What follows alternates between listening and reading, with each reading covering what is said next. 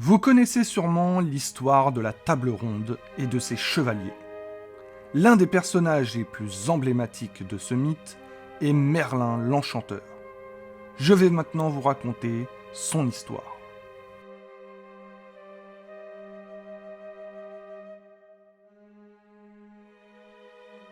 Merlin n'aurait pas existé si le diable n'avait décidé un jour de jouer un mauvais tour aux mortels. Pour cela, ayant pris forme humaine, il vint sur Terre et parvint à s'y faire aimer d'une jeune fille belle et naïve.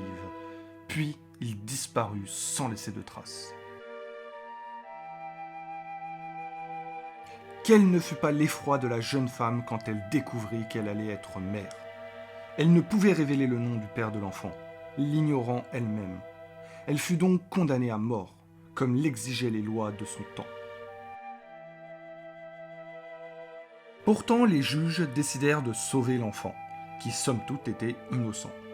Aussi, ils enfermèrent la pauvre fille dans une tour, où elle attendit le moment de l'accouchement. Enfin, le nouveau-né vint au monde. Ce garçon vigoureux fut prénommé Merlin.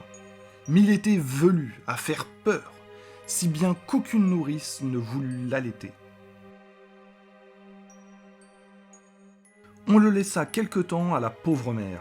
Puis vint le sinistre jour où les bourreaux voulurent exécuter la sentence.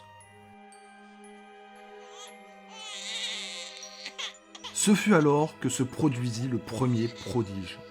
Merlin, qui n'avait jusque-là émis que des vagissements bruyants, mais tout à fait ordinaires vu son âge, prit la parole, et devant les bourreaux stupéfaits, il défendit sa mère avec éloquence. Peu après, tous deux quittèrent la prison sains et saufs. Durant 7 ans, Merlin grandit auprès de sa mère, étonnant son entourage en révélant de nouveaux talents prodigieux, tels que le don de lire dans la pensée d'autrui, ou celui de prédire l'avenir. Son jeu préféré consistait à se métamorphoser en un clin d'œil sous les yeux ébahis de ses compagnons. Tout ceci se passait en Bretagne la Bleue, aujourd'hui appelée Grande-Bretagne, où régnait Vortigern, un ancien sénéchal qui avait usurpé le pouvoir à la mort du roi Constant. Pour cela, il avait dû se débarrasser des 2 héritiers légitimes du trône, Moine et Uther Pendragon. Il avait bien réussi à tuer l'aîné, Moine, mais le cadet lui avait échappé pour se réfugier sur le continent. Vortigern, l'usurpateur, vécut alors dans la hantise du retour d'Uther Pendragon et décida de faire construire une tour imprenable pour s'y réfugier en cas d'alerte. Mais, curieux sortilège, le chantier ne progressait pas, car la tour s'écroulait dès qu'elle atteignait une certaine hauteur.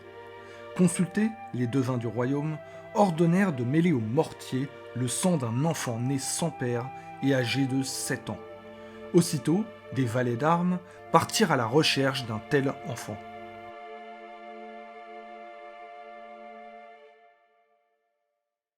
En traversant un village, ils entendirent 2 garçons se quereller avec virulence.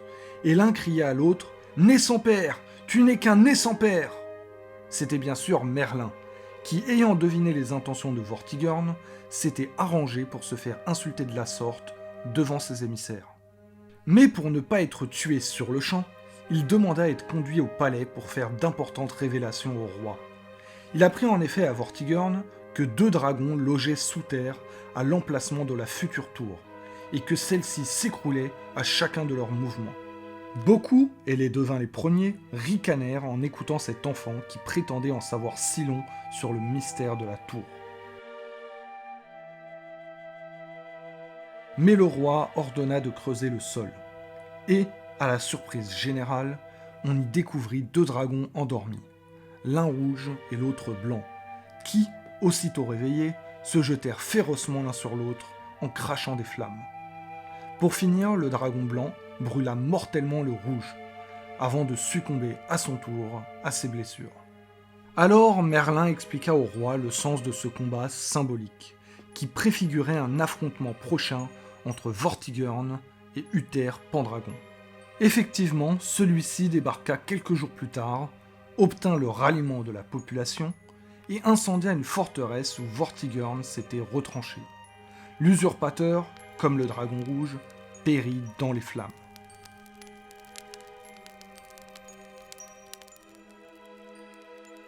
Uther monta sur le trône, et Merlin fut pour lui une sorte de conseiller, l'aidant par des enchantements à repousser les invasions ennemies. Mais Uther Pendragon devint brusquement triste, et perdit tout courage. Pris d'un fol amour pour Dame Hygerne, l'épouse du duc de Tintagel, il en avait perdu le sommeil. Pour l'aider, Merlin lui donna pendant quelques heures l'apparence du mari, et Hygerne put recevoir le roi sans le savoir. De cette rencontre décisive naquit Arthur, le célèbre roi des chevaliers de la Table Ronde.